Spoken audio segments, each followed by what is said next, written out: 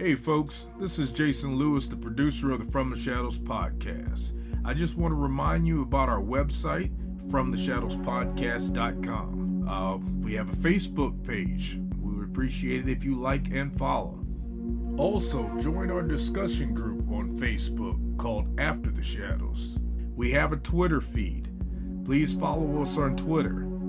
It can be found with @podcast_from. Follow us on Instagram at From the Shadows Podcast. We have a YouTube channel.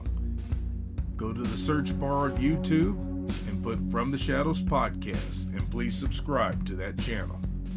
We are also on the Odyssey Radio Network, and we can be found there at odyssey1.com.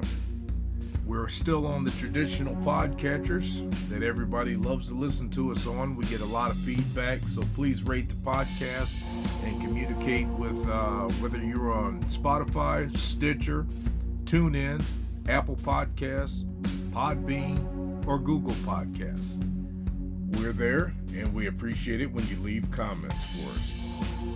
We also have a Patreon page. It can be found at www.patreon.com/From the Shadows.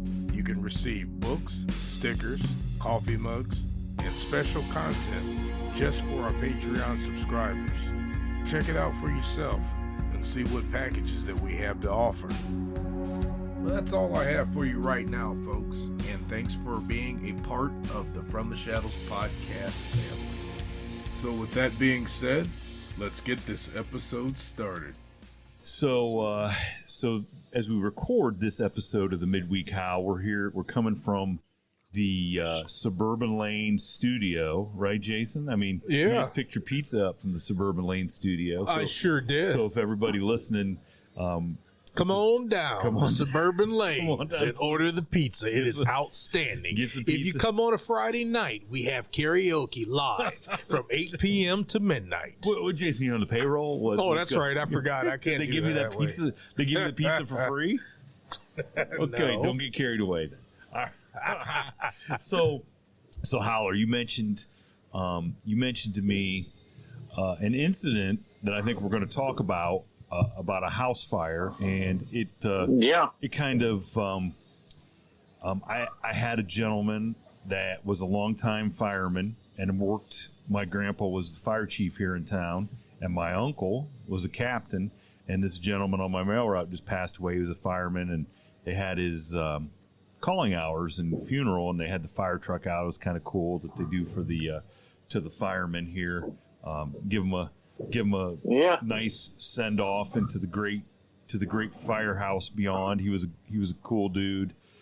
This guy that passed away, but I mean, I hate to segue in. I don't want to bring us down talking about a guy, but he served the community for a long time, and he was a good old dude. So, did you have to call your neighborhood fire department to come out for what happened? I thought it myself. I tell you what happened. I just moved. I moved around a lot because I worked for the government, and it was. I was trying to think after I told that. I don't even know what I was doing yesterday or today when I thought that, and I texted you that because it made me think about it, and I thought, man, that's something I got to tell. But I was mounting up. I was in Minnesota. And I had my daughter was at a friend. We had just moved right at the beginning of school year. We had moved up there, so it was new school. You know how that all goes. Maybe not, but anyhow, people that's moved a lot knows how it is. So my daughter was at a friend's house. I was suiting up to go. I was going to. I had to go over to Paris, France, as a matter of fact, and I had to be at the airport at whatever time it was. I don't remember. But I had about 40 minutes. It was about 20-minute drive to the airport, and I was about 45 minutes before that. My wife says, hey, I'm going to run down the street and get, my daughter. And I said, okay. And you're okay? And I said, yeah, I'm getting ready. So I got two boys. At that time, one of them was maybe 3 or 4, and one of them was 10, right, or 7 or 8. Anyway, I leave these boys unattended while I take a shower. And I come out of the shower, and I could smell something that smelled burning. Now, in the suburbs, southwest suburbs of Minneapolis, 2-story house with a basement. You know how they all kind of look, right? Yeah. Mm-hmm. So the first thing I did is went in the boys' room. My youngest boy's room, and he's sitting in there, Mr. Innocent. I said, "You smell something burning?" "No, Daddy." You know, and he's 3 or 4. You know, nothing. So, and the longer I'm going, dude, something's on fire, right? Yeah. And you know, I got out of the shower. I pulled my underwear on and walked out there. You know, so I'm in my underwear and go. You know, I go into his closet. I'm pulling stuff out. I'm like, dude, something's on fire. You know what I mean? Something's on fire. And then I go to my daughter's room. I'm sweeping this upstairs, and about the time I hit the stairs to go downstairs to the main level, as my foot hit the top stair, all the fire alarms. Now they're hardwired because of code, you know. Oh yeah, one goes off, they all go off. Yes, boom, instantly. I run down there, run through this formal dining room, come around, and we have this couch with a chase on the end. Okay. Yeah. Yep. And it is on fire. And you're in your underwear. You're still in your underwear. Hey, the chase is on fire. And imagine an inverted volcano, right? I mean, anybody that burns a lot of petrochemicals, okay? Yeah. So there was a blanket. You know those blankets where they take a couple of those felt things and they tie them together on the edge. You know, they cut those strings and tie them together on the edge. You know what I'm talking about? Yeah. Mm-hmm. Okay. So it is laying there on fire, and it's dripping through the springs on that chase down into the carpet. Oh, man. Oh, jeez. And yes. And I remember there was a salad bowl there, you know, like a big Tupperware salad bowl. And I remember turning the water on. I had the cordless phone there, and I thought, am I supposed to throw water on this or not? Mm-hmm. Is it going to make it worse or better? Because if it makes it worse, I'm going to have to call 911. Oh, shit. So as my bowl's full of water, I ran over there. I opened the back door. Another 14 inches of snow on the ground. I grabbed the cushion off that chase and throw it out on the patio that's got snow on it. I tell the boys, get out in the driveway. Get out of the house, you know. And, of course, my oldest boy's coming up. He's trying to process what's going on, you know. I make him go out and stand out and, you know, get outside. I take that bowl of water and I dump it on there. And when I hit it with the first bowl of water, I realized, okay, I'll be able to put this out. Because as it pooled up on the carpet, it killed the carpet fire. Got another bowl of water. I'm fighting this fire. My wife rolls up, and the first words out of her, she's coming in, you know, I'm walking out to intercept her at the garage door. And the first words are, why are these boys outside in the cold like this? I said, the house is on fire.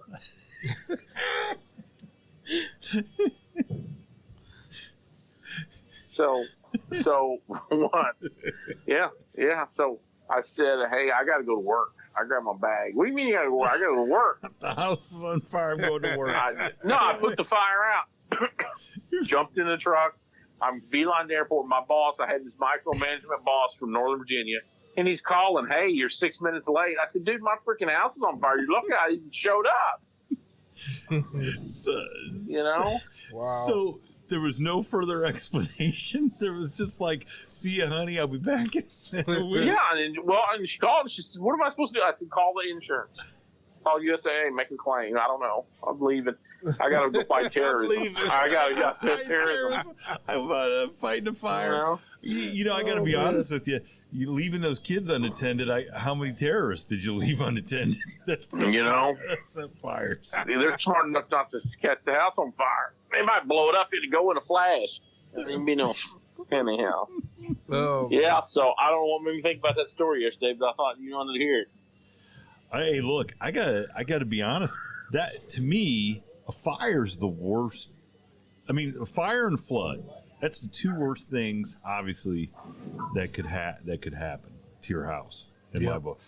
Flood claims water are traditionally the most expensive claims, but fire would be the most devastating. Mm-hmm. I mean, tornado comes through. That's just kind of a story. Like, hey, you're not going to believe, Yeah, but still, you got to have the insurance to cover that tornado fire. I mean, that tornado. Holy smokes! Holy smokes! Yeah. That. So how did you get a new couch out of it? Yeah. Oh yeah. And what was the lesson learned by the kids? Well, see, at first they tried to blame each other. The youngest tried to blame the oldest one. And what had happened is, he had one of those little barbecue lighters. I had taken it away from him earlier that day. Mm-hmm. And I could see, I did a little post-mortem there before I fled the scene. And I could see, because he couldn't hold the safety and light it. So I could see where he had held it up against the wall to have enough arm strength to hold the safety and light it, if that makes sense. You know what I mean? Yeah. Yeah. And then what I think he did was, once he got it lit, he went over and touched the edge of that blanket, them little doilies on that blanket, just to see what it do, and it got away from him. You know what I mean? It just got away from him. So, golly. Wow. Hey, listen. I remember my sister did something like, my mom was one of those that always had candles burning, like in the bathroom or whatever. There was always a candle burning for whatever reason. Right? Yeah. Yeah. And I know my sister. God, I haven't thought about this forever. Went in. I mean, she must have been 4, 5, probably about the same age as your kid, as your youngest. Went in, and she was going to use the restroom, and didn't the candle's burning on the counter, so it's nowhere near where she's going to go to. But she didn't like it, and she tried to put it out, and ends up knocking it onto the floor. And you remember, like, I don't know why people. I still don't understand why people have the rugs around the toilet, like the little thing. Right? Like, Yeah. That's kind of gross, right? It is kind of gross. And so my sister knocks that candle off, and I think it bounces off the toilet onto that rug. Oh my! And of course, she doesn't say anything. Right. She just comes back out. And we Like, lived in this real tiny. We didn't live like in a mansion like the Howard did. So we lived in this little tiny house. And so immediately, my mom, it's on fire. This little rug, and goes running in there and puts it out. And we were so poor, we had to keep using that rug for at least a little bit. We were so poor, we couldn't even throw away the rug. Yeah. Couldn't even throw away the rug. But that's how quick something like that gets away from you. Yeah. And depends on what it's made out of too. Yeah, it'd go up like a Roman candle. I still do not understand why people put rugs in bathrooms. Or rugs. Just soak up the pee on the floor. I guess Soak up the pee on the I don't floor know. in front of the tub. Just soak up the water off your big nest.